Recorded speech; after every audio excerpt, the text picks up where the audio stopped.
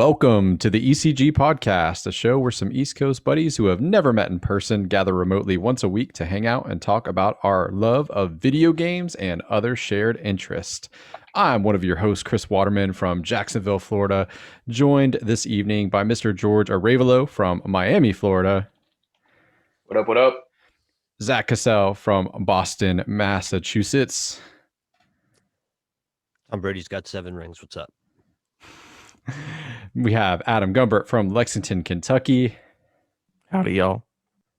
And a very special guest this evening. We have Erika from Ottawa, Canada. I have a clever catchphrase too. Welcome to the show, Erika. It's good to have you. You are our second Canadian guest, I believe, in the history of the show. And I believe you are setting a precedent. You are our first woman guest of the show. Yay. Hopefully not the last. You know, we've been trying to better not be to have more guests and, some more diverse voices. So it's so good to have you. Better be Welcome to good, the show. Erika. That's all I gotta say. Hey, look, I have my own opinions of games. I don't do games as a podcast. So you know what? You got a casual bitch ass voice here to defend casual gamers, I guess. Hey, By the way, I'm being mean to Erika because we do the D&D podcast together. I'm not just being randomly mean absolutely. to this person. No. hopefully our audience How dare you? knows you well enough to know that you would never be, intentionally mean to somebody unless it's Zach. On today's show, we are going to discuss the end of an era. What will Zach Cassell play now that Anthem is no more? Probably Anthem still, because the servers will be on for a while, but officially announced this week, Anthem is no longer to be updated. Anthem Next dead. We're also going to be doing a longer segment on some games that are either obscure or games that very few people have played. So we're each going to bring a few selections to the table and talk about some weird ass games that very few people have played. And then we'll probably round out the show with a little bit of talk of Sony's State of Play, which just aired as we're recording this about an hour and a half ago. Some updates on some projects, no earth-shattering news, but some cool sneak peeks at upcoming games for this year. So let's dive right into it. Pour one out for Anthem. Anthem no more. Not the most surprising news. There have been some rumblings about some meetings happening in the last couple of weeks of EA deciding the fate of Anthem. With no major updates really happened. What, Zach, you probably know a little bit more than I do, and at least 12 to 18 months, would you say? Like, since the last... Yeah, they were doing like periodic little updates, pretty much just like for the fans, like through blog posts and stuff like that. And supposedly it was being well received, the changes that were being made, but I guess just the overall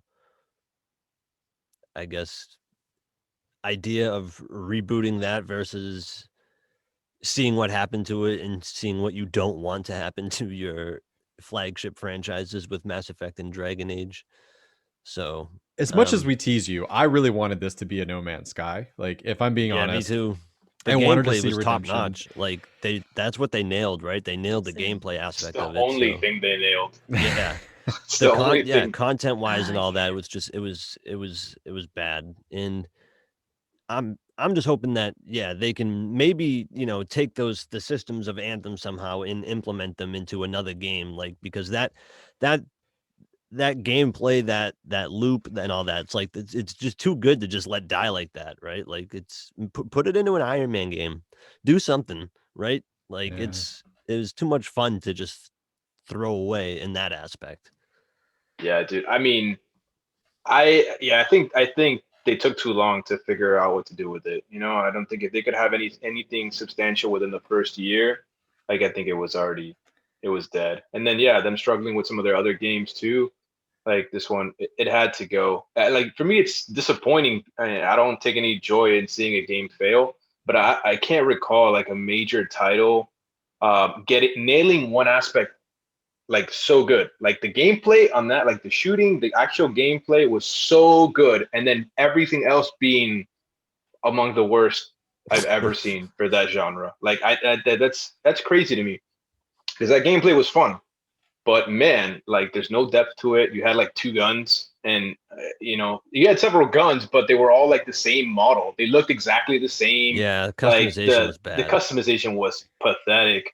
And the end game was non-existent. Like there was no incentive to do it, and everything like, this is a tough one to get right, but like their version of increased difficulty is more HP. Like the worst. So it's just, I'm glad they're not going to waste any more time and resources on it. They failed, and this is obviously a really bad look for them. So I hope they really take this and learn from this experience and hopefully deliver better quality games in the future, because this is a big one. This is not expected to go like this.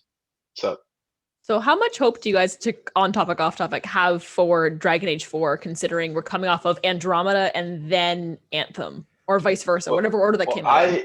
I'm not an Andromeda hater. Is it as good as the other games in the series? No, but I think it was good enough for me. Like I don't know. I feel like my standards have lowered. Like I just want to enjoy that. I love that series so much that I will put up with some weak shit if I could just get more of it. Kind of like Star Wars for me.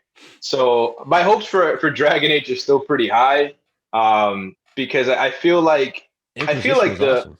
I feel like their floor is high. Like I think they're going to deliver a game that I will at least enjoy. Are they going to deliver? Am I expecting them to deliver the best game in the series? Nope, I am not. But I am expecting them to deliver a game that I will enjoy. Last thing, to be fair, Dragon Age has always been like a solid game. I don't think that game's ever any of the games in that series have ever been like had any serious contention for like a game of the year or an all-time great. They're all very solid games. Inquisition won IGN's game of the year. It did. Game of the year, and it won Video Game Awards game of the year. Oh shit! What fuck do I know? I don't think Inquisition is even the best one in the series. But, I agree. Origins all the way. But anyway. Yeah, 100%. So, but yeah, like I'm expecting a quality, decent game that I will enjoy. I will be pleasantly surprised if it's anything more than that, for sure. Well, the news today is awesome that it's going to be strictly single player. They are stripping it of whatever service features that were going to be in it. Like that is such good news to hear. But that also makes me wonder, like, they teased this game, 2 or 3 years ago? At least. I'll look it up while you're... So like, how much of a games of a service was it already? And now how deep are they into that before they have to pivot? So it's, I'm kind of, that's like, not that it worries me, but it bums me out because that just probably means the game's further out than we thought. My thing with Dragon Age 4 is I feel like it's going to be good because, again, Inquisition did great. That team's been working on that game for a while, and they know after the last 2 that they got to do good at it. Like, I'm not worried about it because I haven't had a bad Dragon Age game ever. And the service stuff, I mean, there was multiplayer in Inquisition where it was similar to that Mass Effect multiplayer. So maybe that's all that they were working on. They're like, forget that. So if that's the live service part of it and they cut that out, that means nothing. That's not a big deal. Yeah, I hope that's the case because, man, like I played the first Dragon Age, never played 2, beat Inquisition, and coming off Inquisition, I'm super pumped for this next one. And you said, George, you're not expecting their best game, but even though I didn't play Origins, I am expecting the best Dragon Age game simply because of the pressure that's on them. They know that they have to create something absolutely incredible. So I'm fully expecting this game to come out and just be the best Dragon Age. And I don't want to say the next Mass Effect will be the best one, but like it's going to be such a step up from Andromeda that, it's going to be considered incredible. I will say that, well, hey. I love Andromeda, though. Be hopeful, but I will say that I do think that they're going to give it everything they have. Whether that's going to result in an all-time great or the greatest game in the series, I don't know. But I do think they're going to give it everything they have. It's gonna be all hands on deck. It's gonna be their best effort. Will that, result in a great game, an epic game? I don't know. We'll see. But I do think that they realize they need to hit a home run. They can't afford another flop or a subpar or average game. Even that they need to hit a pretty good game. I mean, to be fair, they said the same thing about them having to do that with Anthem. Yeah. And But for real here this we time. are. But for real, all right. We had him one. Well, we get one mulligan, only one. So two things I will add is like usually when a game loses a feature, like I think it's better to pivot away from a games as a service than to try to go from like a game that started off as single player. Like when the scope shrinks, that's usually a good thing. Like feature creep is a real blight for game developers where you keep adding things and you keep adding things and you keep adding things as the game gets further in development. It has resulted in some famous disasters in game development. The other thing I'll say is I'm hoping that behind the scenes, BioWare's allowed a little bit more creative and business freedom, I guess. Like I know EA is the publisher, but I really hope that they're allowed to turn this into a passion project with little to no interference from EA. And it's not that I'm placing all the blame on EA. To be clear, like they own plenty of the responsibility for the failed projects. But you've seen a lot of talent flee BioWare in the last like year and a half, which is usually not indicative of a healthy work environment, right? People are, if they're happy, they wouldn't be going elsewhere. So EA needs to do it the Take-Two way that they do with Rockstar. Just give them, just all be the like, money. not even that, just the amount of time, right? Just be like, take all the time you need, because we know that if you do that and you pour everything you have into this, we've seen what you can put out. Like we know the quality of games you're capable of, but it's when you start shooing in all these other things, starting with Mass Effect 3, it started to be, microtransactions and all that. So It's just not EA's business model, It's not to get down and criticize EA any further. Like, yeah, people are always giving them shit, and yeah, I agree. Some of the things that they do, I despise, but they're also behind some of the best things that are out there as well. So you got to give them credit when it's sure. due. But their business model is not to take your time. They volume, Look at Madden, FIFA, all those games. They just need to put out content that they know is going to sell. So I can't, I can't see them like. I mean, they might be a little bit more careful now after Anthem was a big failure, but they're not going to give endless. I feel. Yeah, true, but they're not going to give like endless time. They're still gonna have a big foot, I guess, in the door for any decisions, and they're gonna be pushy. But still, that doesn't take away any blame from BioWare, the people actually putting out the work, because you're still, hey, that's your job, man. I can't, like in any other job, I can't blame everybody else when something that I have a hand in doesn't come out well. We all share in that blame, so we all have to do a better job. So, and all due respect to BioWare, but they're not Rockstar. Like the reason Rockstar can put out a game like Red Dead Redemption 2 that was divisive is that it still makes truckloads of money, and more importantly, you make something like Grand Theft Auto 5, which had its best-selling year in 2020, and it's the most successful entertainment. When you bring that kind of heat and prestige to the table, you have a lot more freedom, and you can pretty much do whatever you want. Like your publisher is not going to have a whole lot to say about what you're doing because you have a good track record, and I think BioWare, it does not have that track record, especially recently. So I mean, they definitely have the track record. They've just muddied their, they've put out as much garbage as they have good games at this point. Yeah. That's garbage might be a little reductive, but not garbage, but they put out as much questionable stuff. Like they were on a tear, and then I think it began with how they handled the ending of Mass Effect 3 and the response to that. I think that's where it began, where they started caving to pressure. And then little by little over the years, more and more stuff has affected them. Hey, that gave us one of the best DLC pieces ever. It's true. Citadel is one of the best DLCs. I hated the Mass Effect 3 ending, but I didn't agree with what they did, which is basically, I thought it set a shitty precedent that they're just going to like, oh, fine, we'll do over, but. Erika, were you starting to say something? Oh, just a snarky comment of like, they have a good nature the same way that like an old man does, where it's like, you did a lot of good things in the past, old man. Maybe it's time to go to bed. That's how it kind of sounds. Hopefully not. I mean, I would like to see them be reinvigorated, It's hard. Game development is a tough racket. It's high risk, low reward most of the time, and with the increasing cost to make games and the scope and scale, like it's I don't envy being a AAA publisher or developer. Like certainly, like there's just a lot of risk that you have to take, and when something doesn't pan out, you're out a lot of time and money. Sometimes 343 is literally shitting their pants right now, just hoping and praying that Halo does not end up like Cyberpunk. Those trailers, man, did not. they- Don't know a lot about it, but those did not look great. They can't possibly fuck up the remaster, right? Like, right? Yeah, that's gonna be good, right? For Like, Mass Effect? Oh, yeah. Oh, you're talking about can't Mass Effect. possibly- Oh, okay. I thought you were talking about screw it up. Yeah. No. I'm just.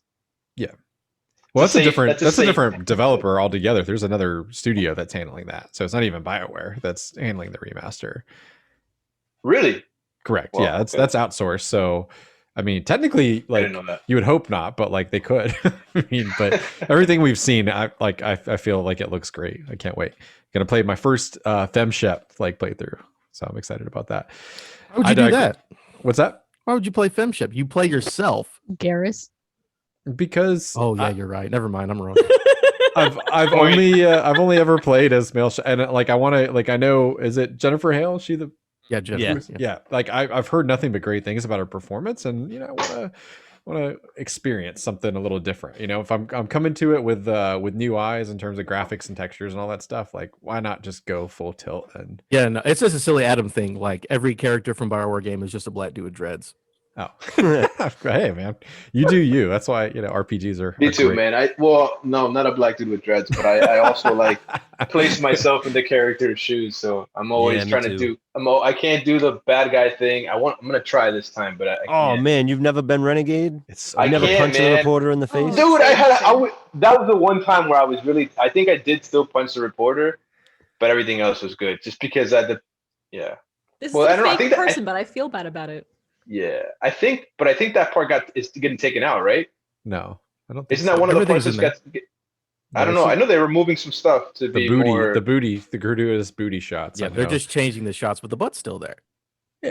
Mm. So are you guys going to treat this like your actual Mass Effect playthrough, or is this just going to be like another run for you, right? Like, because like my original save files, like of Mass Effect, like that's my run right there, right? Like, I had two characters. I had a renegade shepherd that looked like Ivan Drago from Rocky, and then I had with all the red cracks in his face. yeah. Yeah, me I too. did not get that fixed. I know they had a little thing in the ship. I was like, no, I've earned Nah, hell this. no. I wanted to look as menacing as possible. Hell yeah. And then I had my like ultra good Paragon character as well. So the interesting thing that happened was I fucked up the ending of 2, like on my Paragon character. Didn't realize I was picking the Renegade ending. So when I went through with my Renegade character, I picked the Paragon ending, and I had them swap roles in the third game. So it was a fall from grace, and it was a redemption story for each of those characters, which was fun. It was a fun way to play the game, to see like those characters kind of change and how in my mind it was like, they're one's cracking and one's kind of rising to the occasion and become a changed person. So I'm excited because it's for Mass Effect 2 is like probably my favorite video game ever, and even so, I've only played through the Mass Effect games one time. So this will be literally the first time. Second time, sorry, that I played through it. So we'll see. you too, Adam, is that what you said? It was you. This will be your I second think time? I played one twice back in the day, but as far as a whole trilogy, I only have one save file for the whole trilogy. Hell yeah. Awesome. Yeah, I'm not sure what I'll do with FemShep. I haven't decided yet.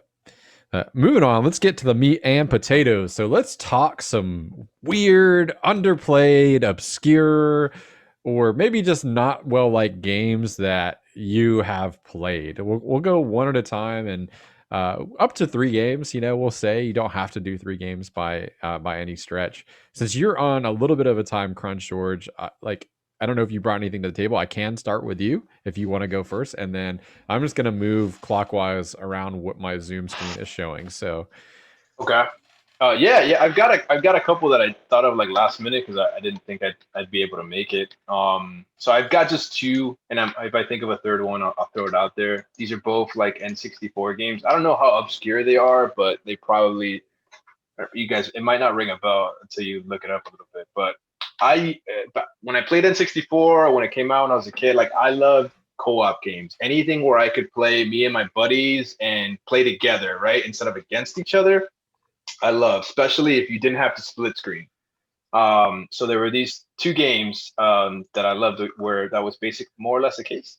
The first one is Fighting Force 64, which is basically you're up to 4 dudes and you just run around like punching stuff. Think like I don't know, like a bro version of Gauntlet Legends, like those arcade games, you know, like or Turtles in Time. You're just going around punching people and stuff. Okay, so beat 'em up.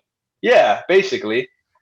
Listen, if you go and you look up the cover, it is exact like, you know, like it's literally Fighting Force 64. I think I might edit in some covers for all these games now. Now that you said that. You got to do it. It's crazy. Just basically walking around shopping malls or whatever. There's an objective, I don't remember, but you just punching people, beating them up. So that was a lot of fun to be able to play with friends. You know, it had no real objective, but it was fun. Anytime you get 4 friends and you're like 10, 12 years old, you know, like it's a blast. You know what's crazy, George? I played this game at my cousin's house. Yeah, like, you know, PlayStation, no. Yeah. I think it even had some sequels and stuff, but I just only remember the 64 version. And then the other game that was a little weird and also it had a little bit of this, but I think it was only up to 2 players, or maybe it was more. I don't know if you guys played Force Gemini. It's actually a pretty good game, but I don't know like how popular it was. You know, there was like that 3rd-person shooter, like very like Pikmin style graphics. You know, like. And that one was, I think it was their 3rd-person shooter, and you could also it was cooperative without split screen. I remember playing that, even though I can't recall the objective or purposes of the game. I just can't get out of my head how much fun we just had, just like shooting little random things in there. Yeah, the name is super familiar. I'm looking at it now on Google. Nothing is familiar about how it looks, but the name for some reason it's just like, yeah, Jet Force Gemini. I remember that. I think it was reviewed pretty highly too. Like it was a good game. Like it wasn't like it isn't the Fighting Force 64, but it was like, yeah, it's in the rare replay for anyone who has an Xbox or PC. That's cool. There you go. You can relive your some nostalgia there, George. To hop on that a hot second, I did have Gauntlet Dark Legacy on my list of obscure games, so here we are. Oh, awesome! I love those arcade games. They're so good. Oh, they were so much fun, and then you can play them at home, and it was so good. Yeah, I would every time when me and my cousins were little, we would go up to Disney, and that wasn't one of the arcades at one of the like the campground places that you could rent. And we would be there every day just playing, 25 cents. Oh, yeah. Mm-hmm. So much fun. I think I played it actually on GameCube before I played it in arcade. Just happened to like find a box of it. I don't even know where we were. But yeah, no, so much fun. So good. Fantastic. All right. So Zach, I'm going to move on to you next. Give me a game or 2 or 3 that's either obscure or you feel like you're one of the few people that like it. Yeah, so one of them is my background here, right behind me, Evolve. I should have said Anthem, dude. No, get out of here with that. We already talked about it. All right, I'm trying to let it die. Evolve, right? Probably, in my opinion, the best multiplayer game we got last generation. We've said it before. It's a shame what happened to that game. The fact that it got as ripped apart from microtransactions as it did, and then like look at games today, it's incredible. Another one, Enslaved Odyssey to the West, the game that I had for 21 questions that you guys had no idea. That game's awesome. Single player, story driven action adventure game. You play as a dude called Monkey, and you have to get a girl who has put a mind control headband on you pretty much, and you have to get her home. And once you get her home, she'll take the band off your head. And it's all about their journey and everything, and it's it's a awesome. plot of Tangled. Yeah. And another one, Spider-Man Shattered Dimensions. Hey, that's a great game. Yeah, but I feel like whenever I bring up Spider-Man games, nobody ever talks about it. And it's Played it's, 1 and it's 2. Those are the only 2, but I heard Shattered Dimensions. I feel Shattered like was good. awesome. It is such a good game. Is that the one It's- with the really good like narrator who like describes all of your abilities? There was one Spider-Man game that had that. Well, I don't don't remember if they remember. do that, but you jump between I think 4 different Spider-Men in different universes. There's Noir, Ultimate Spider-Man, I think 2099. Amazing Spider-Man, and Spider-Man 2099. I think. That's really And they all have the different voice actors. Like I think is Neil Yeah. Patrick Harris one of them? I think. Yeah, he was. He Yeah. was. It had like the comic book-ish looking graphics, like Borderlands type Each thing. game looked different. That's what was Yeah. awesome about it. Like each universe, when you went to the Noir one, it was all black and white. You went to the Ultimate one, it looked more comic booky. It was super cool, and I don't think we'll ever see another Spider-Man game like that because I think everybody just wants to web sling and sling around and do all that. But yeah, man, that was a really, I feel like, slept on game that was so much fun. I do need to ask you about your hot take. So you're saying Evolve is the best multiplayer of the Xbox One PS4 generation? Is that what you said? Yeah, if anything, I'll say it's top 3. You got to tell me why though. You got. I need some explanation. I never played Evolve, so I need to know why. So I played the game competitively, and like getting a good team of 4 people together to hunt a monster that knows what they're doing, right, is the most like exhilarating experience you'll have playing a game. You're literally hunting a monster as he's going around the map, eating wildlife in order to power up, and you have to try and stop him before he gets too powerful, because once he gets to stage 3, he can destroy your transport ship and make it so you can't escape. So he has 2 ways of winning. He can kill all the people or get to level 3 and destroy the ship. And Does it nail like that good balance? I feel like those games, that 1v4 thing, struggle with that. Like the ones that I've played anyways, it's like it's one side's really overpowered or like you're uncoordinated. Did Evolve nail that? I will say that if you're on the hunter side and like it's you and 3 randoms, like yeah, a lot of the times you're gonna you're fucked, because like people like to do their own thing or think that they can kill the monster. But now that the game's well beyond dead, but it's still, servers are still up, so like you can still run private games, and so that's basically just people who love the game. So it's like always a good game whenever you go play now. But I'd put it in top 10. I played it, George. I think the biggest thing that killed that game wasn't just the microtransactions. It was microtransactions in conjunction with a very sparse launch. So it was like you're a new player that just spent, I think it launched for like $40, right? It wasn't full price. I don't feel like it was like $40. No, I think it was.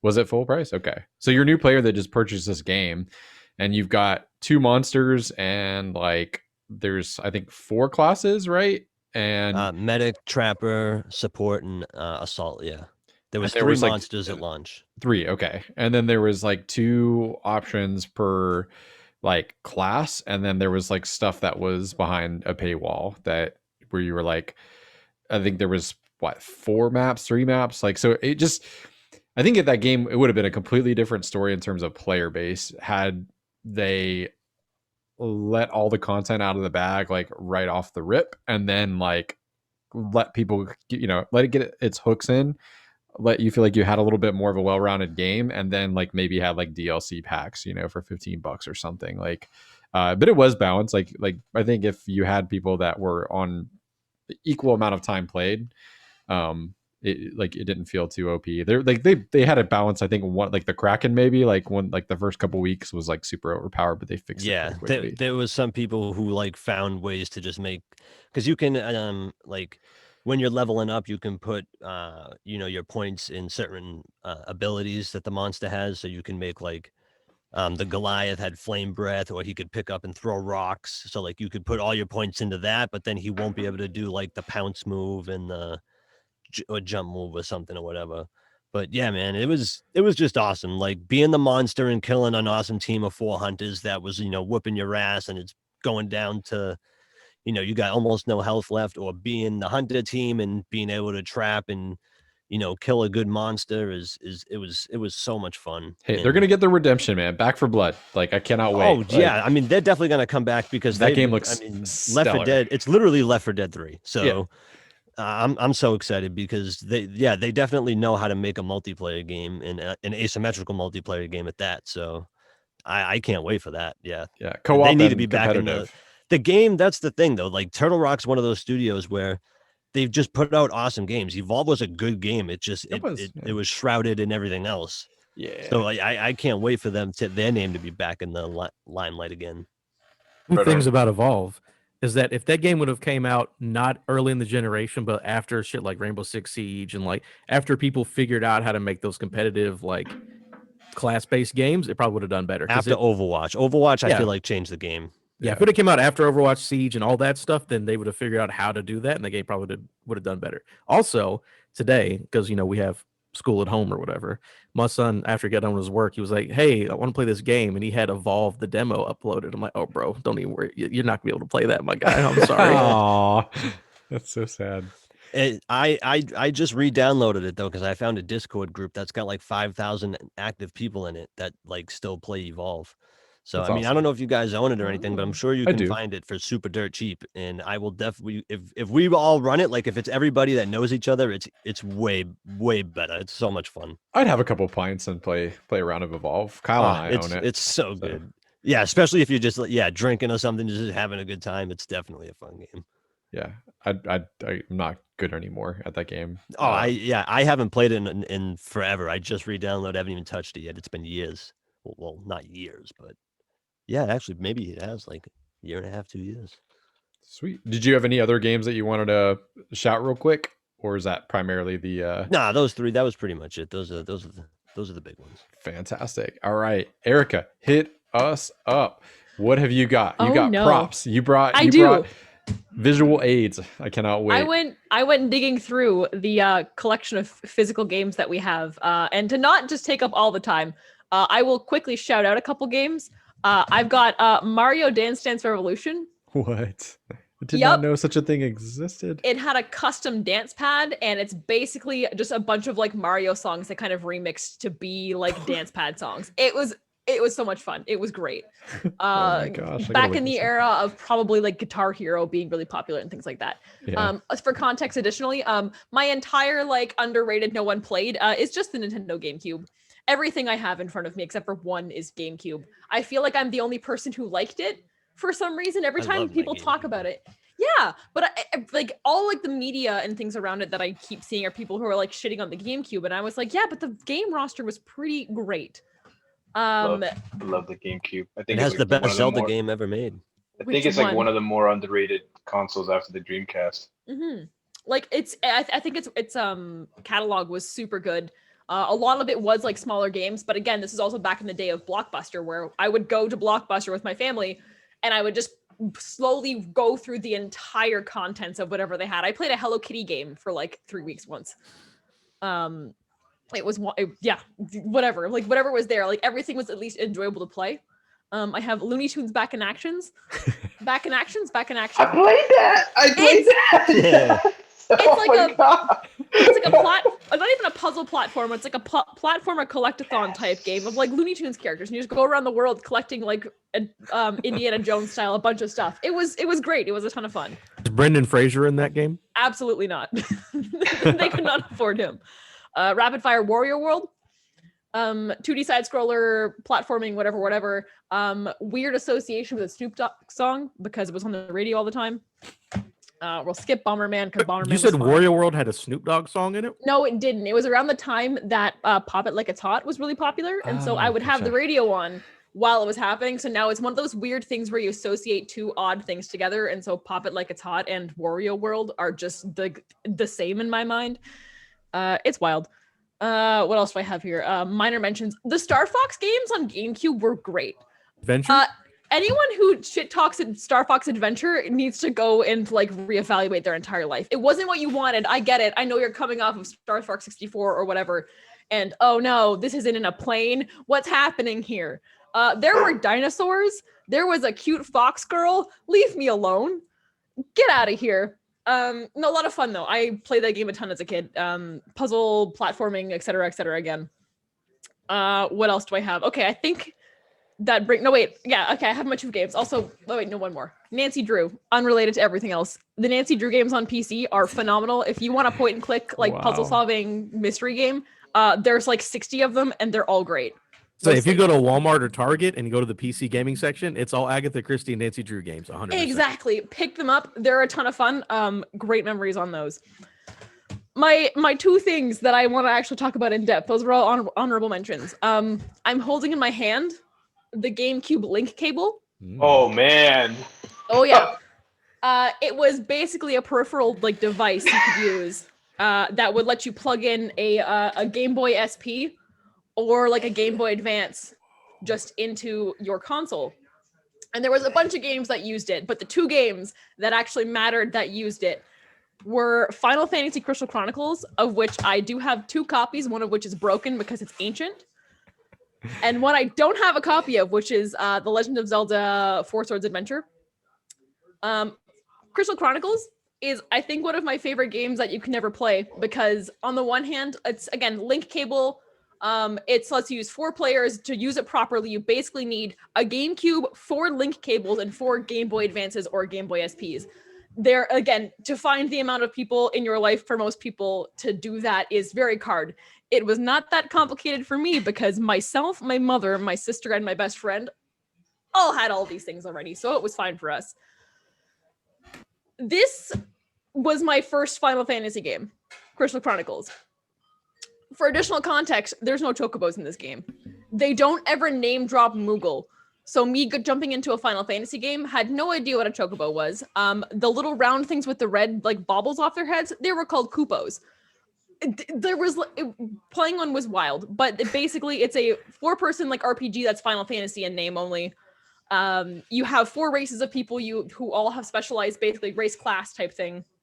And you just go through this world and adventure around it to collect items to bring back to your city to help protect it, because you go to a tree, get some myrrh, and it helps buffer the shield around your city because there's a terrible like plague or whatever that will kill your town if you don't bring enough back. It was recently remastered, which is why I want to talk about it, for the Switch. And while it is the same game in concept at its core, there's a lot of things that are missing that aren't the same, because there are aspects of it where it's you have your hometown. And in the original game, all of you were from the same town, and whenever you went back home, you could visit each other's families and like talk to everybody there. But in the new game, it's all like instances. So like my town isn't your town, and whenever you finish a level and you get letters from your family, because the Moogles would have letters and they would come and give them to you, only the person who like ran the session when you're playing online, because you can only play online in multiplayer, would ever get a letter. And it's just a lot of the heart of like what I loved about the game wasn't there. So like the mechanics are there, but the remake isn't the same. If you have the chance and you played the Switch version of Crystal Chronicles and you have the chance to play it somehow on an ancient Wii with the link cables and the SPs or the advances, like do it. It's different enough to be wildly better. And then the second game for it is linked Force Swords Adventure, which is, I think, one of the only proper multiplayer Zeldas. You could use it in combination with Wind Waker, but it's not the same. You're just a little tingle man running around. So Force Swords Adventure was literally your classic Zelda, but you played 4 players. And it was semi-competitive, and you go through the level, and weapons can only be picked up by 1 person. So if you got the fire rod, you could light your friends on fire, which was a lot of fun. It was great. Wow. Never want to play that with Ryan. I recommend it. It's, again, I've never laughed so hard in my life staying up till 2 a.m. with like family and friends playing this game as a kid. God, it's just, again, games that people probably played because people probably played Crystal Chronicles and they probably played Four Swords because it's a Zelda game, but they played it most likely single player. And they're entirely different when they're multiplayer. They're so much fun. Crystal Chronicles, unfortunately, if you try and play it in its original, it will crash on you because it's a race against the game because it's not greatly built, I guess. Never actually got super far into it. Maybe got like 3 or 4 years before the whole thing crashed, save corrupted, and you restart it. But it's so much fun. You just keep playing it over and over again.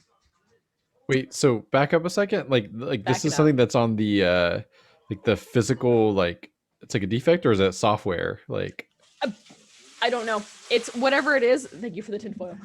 Whatever it is, something happens essentially, and the game will kind of do that jerky freeze thing, and then say something happened. Restart the console. You restart the console, and then your save is corrupted. oh shit, that sucks. Happened all the time. Again, never got super far into it. Even today, like trying to play it with like memory cards and on all the traditional stuff, there comes a point where it just says no, It's a and you bummer. stop. We had a segment about heartbreaking saves on the show one time. Is that one of your heartbreaking save stories? Is that one of the most heartbreaking? It's one of two, because when you're a kid, when your save like crashes and you restart the game, it's not a huge deal. So this was one of them. The other one was actually Wind Waker, funny enough. Not a crash, but my mom used to run a daycare when I was a kid, so they would constantly be playing with like the GameCube and stuff. Totally fine. They would delete my Wind Waker save file all the time. Oh, So Kids. I used to be able to essentially like speed run all the way up to the end of the first temple. I could probably even now, like just in my sleep, just like not even looking at the screen, most likely tell you where to go and what to do in every single room. Is how many times I played through that first temple. So those are my two. It's Crystal Chronicles crashing and Wind Waker save deletions. so back in the day, N64 days, your save file was tied to your cart. Like there wasn't memory cards for the Yeah. 64. So I had a side hustle in middle school for $10. I would unlock any and all cheats that anybody wanted for GoldenEye. So like Ooh. you want infinite ammo, you want like the God mode, like because you had to like beat levels in certain like time frames, like on a certain difficulty for certain cheats. So kids would just bring their cart to me, and like when you're fucking 11 years old, like Oh, yeah. $10 is like hell yeah, like so yeah, that was my little middle school side hustle for a while. I do have one last game before we go off into the world in Please. the container of terrible disk management. For no one who can see it, this is an ancient, like one of those like used GameCube boxes in which there is one game inside of the case proper, and then 4 games sitting just diskless and homeless, just scattered about the rest of it. But Gotcha Force. I don't know if Gotcha anyone knows what this Force. is. Gotcha Force, it's basically how do I explain what this is? An arena beat 'em up, sort of, where you control a bunch of toys that are robots that there's a whole save the world plot that doesn't really matter, but all the toys will do different things. So you have like a healing one and a shooting one, and one's got a sword, and you just go around an arena and play a giant like beat 'em up with boss battles and stuff like that. It was a ton of fun. That one didn't crash, which was nice. Yeah, I just Googled that. That's some Fox Kids Saturday morning type Yep. shit I've ever seen in my life. Absolutely. If you combine like Yu-Gi-Oh and Beyblade, you'd have what Gotcha Force is. It was so good though. I don't think we ever actually beat it because I was 6 and even to this day don't have great like reflexes. And so my game control is shoddy at best. But gosh, if anyone's played that game, let me know. It was so much fun. Excellent. I have to look up Gotcha Force. Like I said, I'm gonna try to like put some at least like art like in the edit on the YouTube version of this, so folks can see, no. or maybe some screenshots. That sounds awesome. I'm gonna go next since like on my screen, like clockwise, that's where we're at, and then Adam, you get to close us out with your obscure picks. Oh boy. So I guess I'll go like chronological like ish. So my first pick for the NES is a Capcom published game called Adventures in the Magic Kingdom. It was a game where you were I think a kid. You have a little adventure hat on, and like the overworld is like the Magic Kingdom, like in Disney World, and like the levels are rides. So like you walk over to like Big Thunder Mountain Railroad or Space Mountain, and each ride is a mini game, and you have to beat that mini game to get a key. And the goal was to collect, I think, 6 keys to beat the game. So you had Space Mountain, Big Thunder Mountain, Haunted Mansion, Pirates of the Caribbean, and there was definitely like the race cars in Tomorrowland and something else that I'm forgetting. But it was pretty cool, like because it was a fairly accurate overworld of like what the Magic Kingdom actually looked like. It was hard as fucking nails, like a lot of those NES games were, but surprisingly pretty cool game, back in the day. Like I loved it. Like got to the point where I eventually could beat it. And when I replayed it on a ROM, I don't know, like a decade or so ago, I definitely needed to like use like the save state feature because like I lost all those like old school game skills. My next roughly I just chronological. want to point out real quick that Yeah. you played a video game based on the Disney parks. Yes, That is some licensed bullshit in 1991 or whatever. I mean 100%. Also, like, you know, growing up, I did not live in Florida, but I lived in South Carolina, which was close enough to Florida that we would go to Disney World like most summers as like our vacation, or a lot of summers anyway. So it had like a kind of a nostalgia, not nostalgia, that's not the right word. It had like a good association in my brain as a kid because it was like, oh, this, I can go hang out like in Disney World, like, you know, just during the regular ass like school year. And the attention to detail is pretty cool as well. So yeah, man, like, yeah, wild that like Capcom would publish that. They also did like a kart racer on PlayStation, I think. I don't know if they actually published that, but there was a kart racer that was like all Disney rides, where it was basically like a poor man's like Diddy Kong Racing or Mario Kart, where like you were Disney characters. And like instead of shells, you had like the little Chip and Dale, what are the acorns like that you would shoot at people and shit like that. But you'd be in Splash Mountain and Haunted Mansion and all that shit. And there were shortcuts and all the good stuff. So my next game is for the SNES.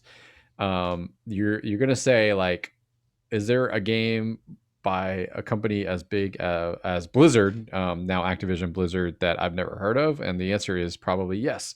So released on the SNES, way ahead of its time, there was a cover shooter called Blackthorne, which is a post-apocalyptic game in which like it was like a third-person platformer kind of, well, not third person, like it was a platformer, 2D platformer that was like 2.5D, and you could actually go into cover. So like your character would back into the shadows, so you could dodge projectiles that way, and then you would pop out and you would shoot at enemies. And there was upgrades for your health and your shotgun.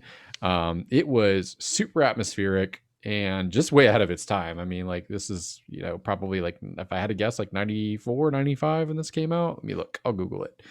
But I borrowed it from a friend at school, had never heard of Blizzard. And then of course, like a few years later, Diablo came out and I was like, oh, it's the people that made Blackthorne. And man, what a cool game. If you ever get a chance to check it out, I highly recommend it. 94. It is 94. Yeah, I was gonna say. I've already have, every time someone mentions a game, I've got it open in Google going, what are they talking about? Me too. But yeah, very excellent. You know, if you have a SNES classic, you can, you know, there's ways around like the library. I'll just put it that way. So yeah, I would recommend, even just if you play it for a couple hours. And my final games, but what's that?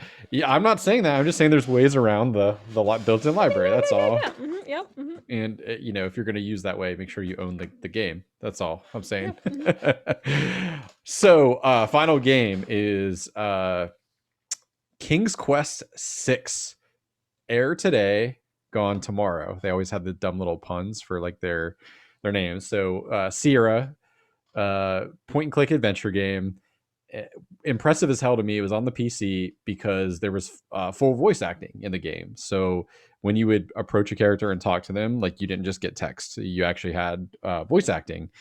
Actually, some decently well-known actors. I forget his name, but the guy that played the villain in Hunchback of Notre Dame has a very deep voice. Like I remember he's like a guardsman, but I loved it as a you know, kid because like there was mythology. It had some trial and error. There was save features. That was a pretty novel idea to be able to like save at any point in the game. And there was a very interesting point system when you even beat the game, like it would tell you kind of where you could have done things either more efficiently or differently. And it had a nice little bit of replayability. Also a very interesting anti-piracy feature.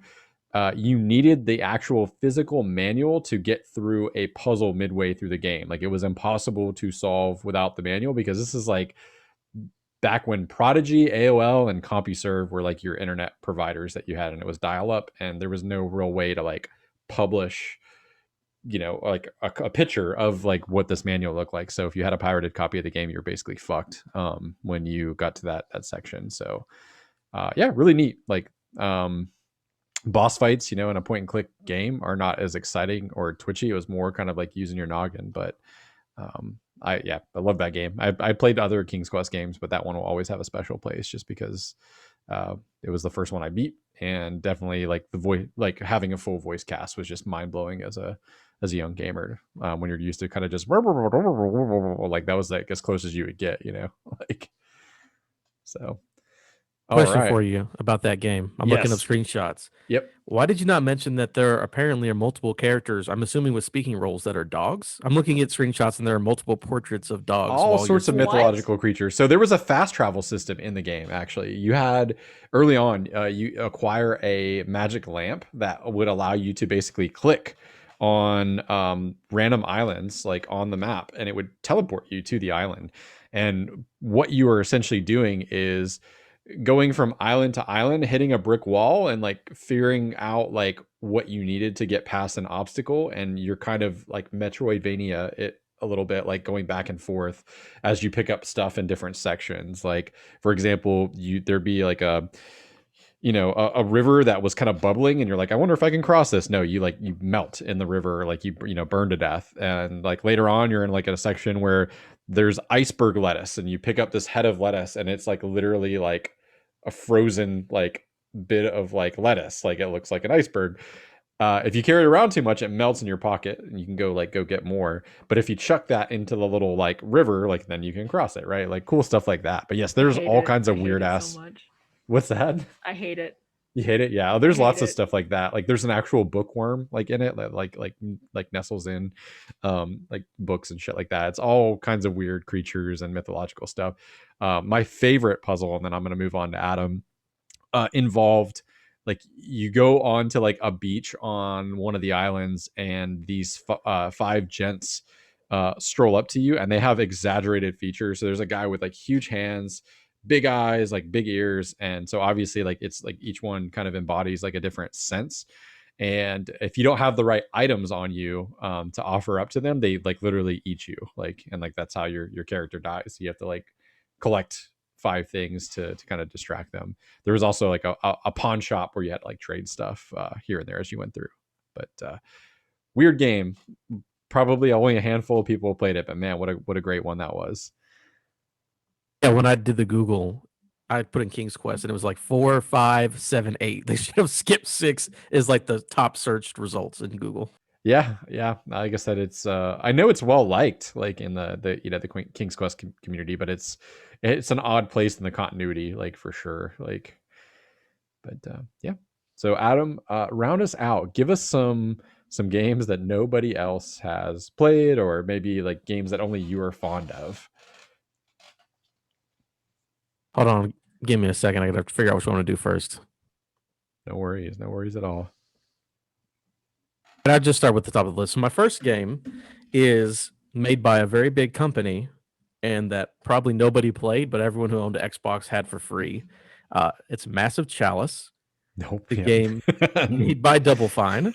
Wow, really? Yeah, it's a Double Fine game. They did a Kickstarter. So this was after Broken Age. Did like the biggest Kickstarter ever. Maybe it was before. It was around that same time. And they did another one. They're like, hey, we want to make XCOM.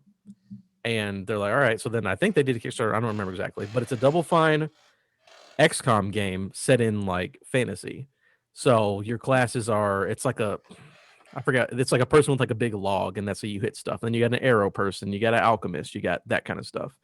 And again, it's XCOM combat, so grid based, take turns or whatever. The main thing about this game is that it takes place over 500 years, and like you're the king or whatever who doesn't die because you're in the Massive Chalice. The chalice talks because it's Double Fine and it's snarky. What? Yeah, there's a gigantic magical chalice with 2 people's voices in it that sit in the middle of the kingdom. Whatever. That's the narrator of the game. So they're like, hey, there's a thing happening. These evil, the darkness or whatever is here. We can't kill it for 500 years. So survive for 500 years. And then you have a map.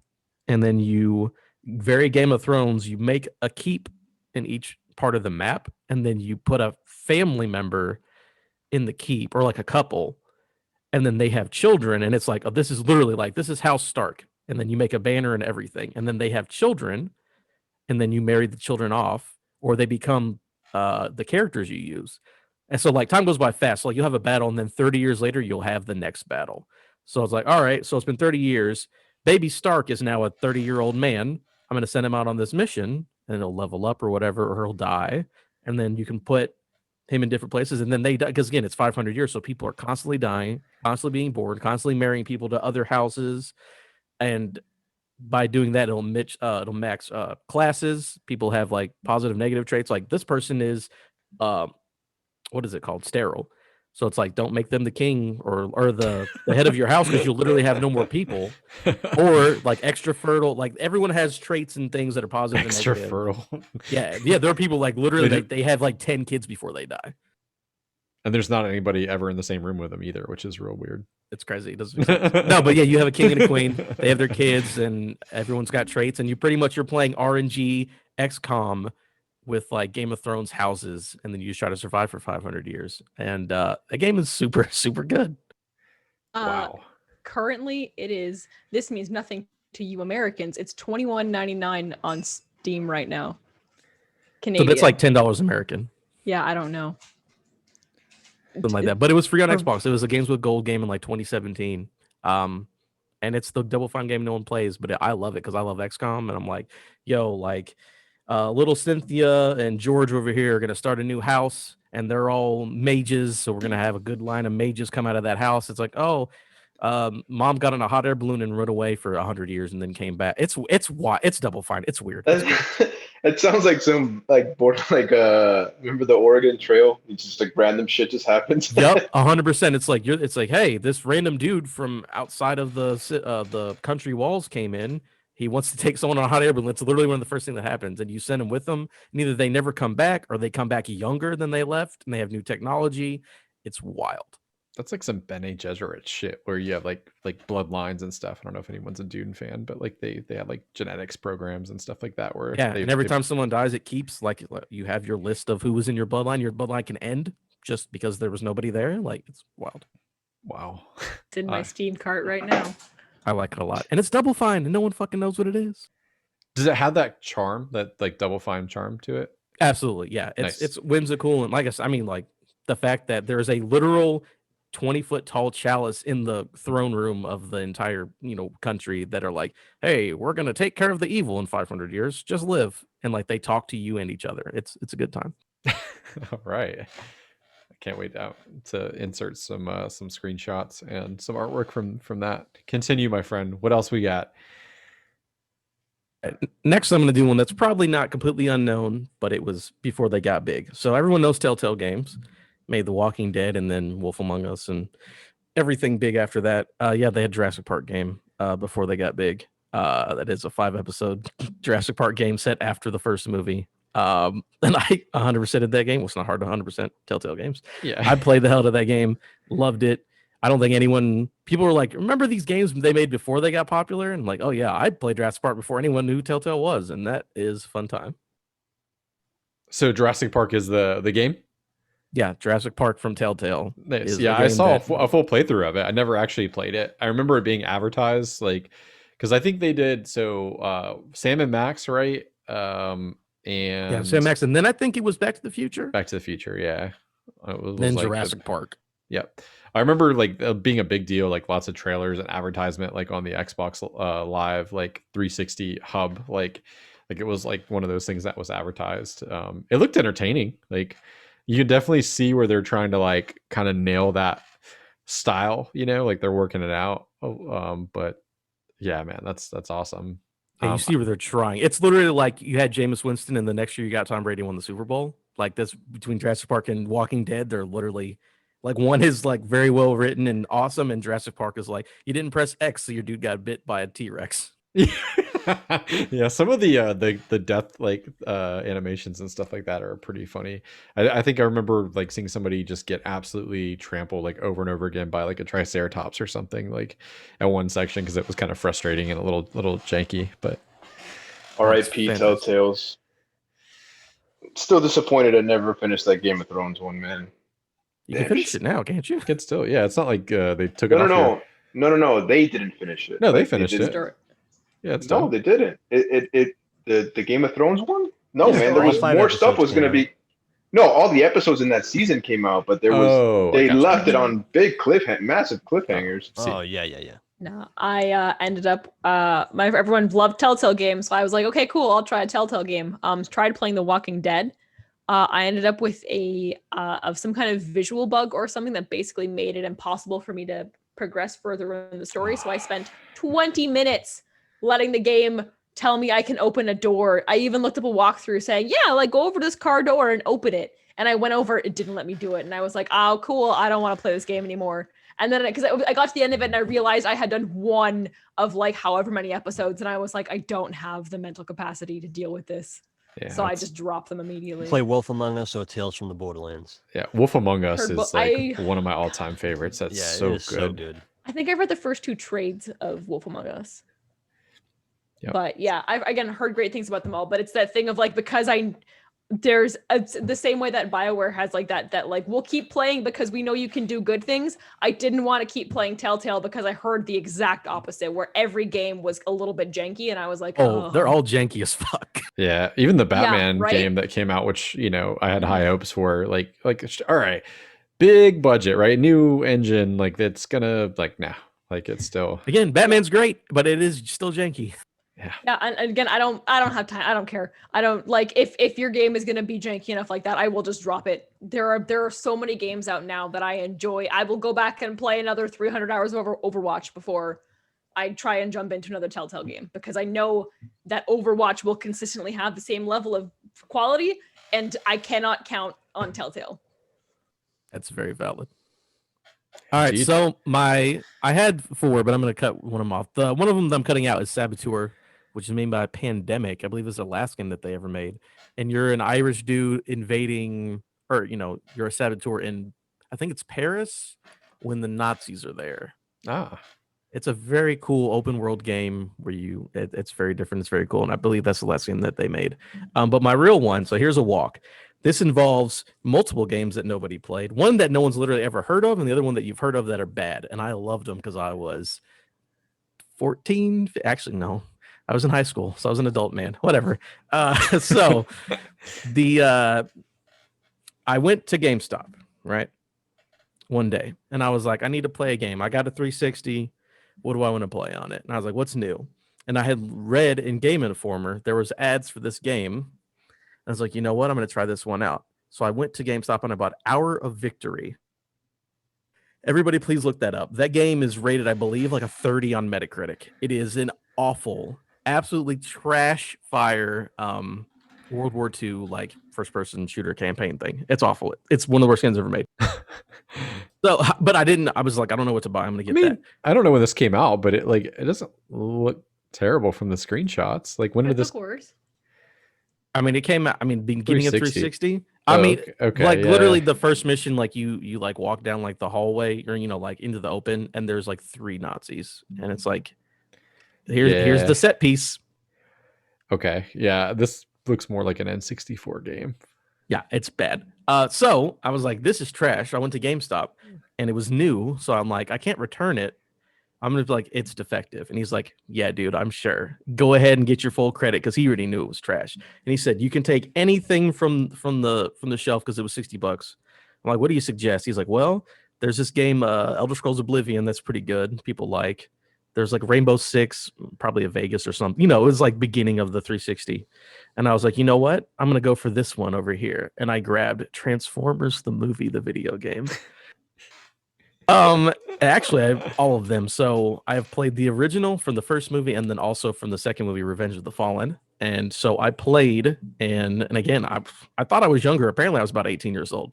I've played in 100%ed every Transformers movie video game. Oh, I had a good time, man. God, it looks like Gotcha Force. Not gonna lie, like it just based on what I'm seeing. That awful GameCube game, this looks like a prettier version of it with less Saturday morning cartoons. Yeah, as well, because after those first two, because those first 2 games are based on bad movies or whatever. But then we eventually got War for Cybertron, which is actually good. Oh, so good. Before that, yeah, we had based on the first 2 movies, and I played those. Yeah, they're very much just like open-ish world, like driving around and then turn into a big transformer to fight other robots once in a while. They're not good, but it was either that or Hour of Victory, and I chose Transformers over Hour of Victory. Man, Or I'm so bummed we'll Oblivion, never get but- another. I didn't want Oblivion, man. I was like, I don't want that shit. Wow. I'm sorry, what were you saying, Zach? I was just saying, I was bummed we'll never get another Fall or War for Cybertron style Transformers game. Probably those were so good. Even the multiplayer was really good. Yeah, no, those games were good. The ones that I 100%ed, not so much. Yeah, the screenshots are definitely quite interesting. You got to fight Megatron. It's all good. Man, draw distances have really come a long way, huh? Anyway. So I think I'm going to skip over the state of play because we all seemed a little bit lukewarm anyway, talking off mic about it. Unless somebody Kina wa- looks like, cool. is That's about dying. it. Kina looks really good. Yeah. Yuffie in a Moogle poncho. That's all. Yeah, there's the Final Fantasy VII like upgrade for PS5 with the new chapter does look cool, and I'm still on the fence about I always get the damn name. It's not Remembrance, Deathloop? Resurgence, Returnal. Returnal. I don't. Returnal. Yeah. Every time I see it, I want to play it Oh. less. Yeah, I'm Oh, still on the really? fence about that. Deathloop looks great. Yeah, I mean, like I've been sold on that for forever. I mean, Arcane can do no wrong in my eyes. So, but that's about all I got to offer. Question. What the fuck is 2.9D? Can I just make up a dimension now? Like, is that a thing? My game is in 3.5D. Sure, why not? I've heard you of know? 2.5, Yeah. 2.5, 2.9 is interesting. Slightly Yeah. better. Oddworld is like, we're in 2.9D, and I was Oh, like, yeah, I don't know that's what right, that Oddworld. means. What? Outer World does weird shit like that all the time. They're like, Please we're explain. wacky. Yeah. Great. It's Whatever. never jive with me. Everything about that franchise. I'm always like, I hope somebody out there enjoys this. Skip, like when I was watching the state of play because I did not watch it live. Like I just blew right past it. I was like, cool. All right. Well, Erika, it's been fantastic having you on. I hope it's not the last time. You're welcome back anytime that you'd Oh, like well, to. thank you. I do have come on. another topic we can do if we want to at some Ye- other point in time. Absolutely. Yeah, we're always on the hunt for new topics and guests. So you'll have to stop by sometime when we do. I have a feeling you'd be a good contributor. So we have only done it once and I've been itching to do it again, but like we have a segment that I call like Frankenstein video game where we each are assigned a like different role within a game development studio, and we like you have to like whatever the person before you has set is canon, right? So like we had a game that started off as a open world RPG, and somebody said, well, it has to be set in the American Revolution, and then somebody got to design who our character was, and it got more and more absurd as you go along. We also did a XCOM style game set in the Who Framed Roger Rabbit Rabbit. movieverse, which was fantastic. Danny DeVito was your sidekick. Yes. Yep. And who was the villain? It was somebody equally cool. Gary Like, Busey, right? It's Gary Busey. Yeah. So, little teaser. If you ever want to come on and do some goofy stuff like that, like I think that would be you'd be a good guest for that. But Oh, it has been nice. Absolutely. I am here to do any dumb idea because current games media, you know. Do I have opinions on video games? Absolutely, I do. Fantastic. Yeah, we like to do goofy shit every once in a while because it's fun to talk news and whatnot. But I always feel like there's a little more energy when we kind of go off on the tangents and do goofy fun shit together. Do you have anything you want to plug, Erika? Anything that you want to shout out? Nothing that Adam wouldn't already plug. I'm onto RPG podcasts. One of which is the Isle of Misfit Rolls, in which I play Aviana, and the other is the Raven's Roost podcast, which is a Savage Worlds East Texas University game. Again, I hope Adam's plugging them all the time. He does Occasionally, but not always. yeah, I'm on both of those with him. So go listen if you want to see me. Gotta go, guys. Yeah, same here. Pleasure to hear you or to have you, George and Zach as well. We'll go ahead and we'll cut out. Adam, do you want to plug anything, and then we'll dip out. Yeah, I'll Later, Mr. guys. Rolls and Raven's Roost radio podcast. All right, fantastic. Well, everyone, please give us a like, share, and subscribe. And until next time, we love you. Goodbye. Bye. Blowing kisses. Blowing kisses.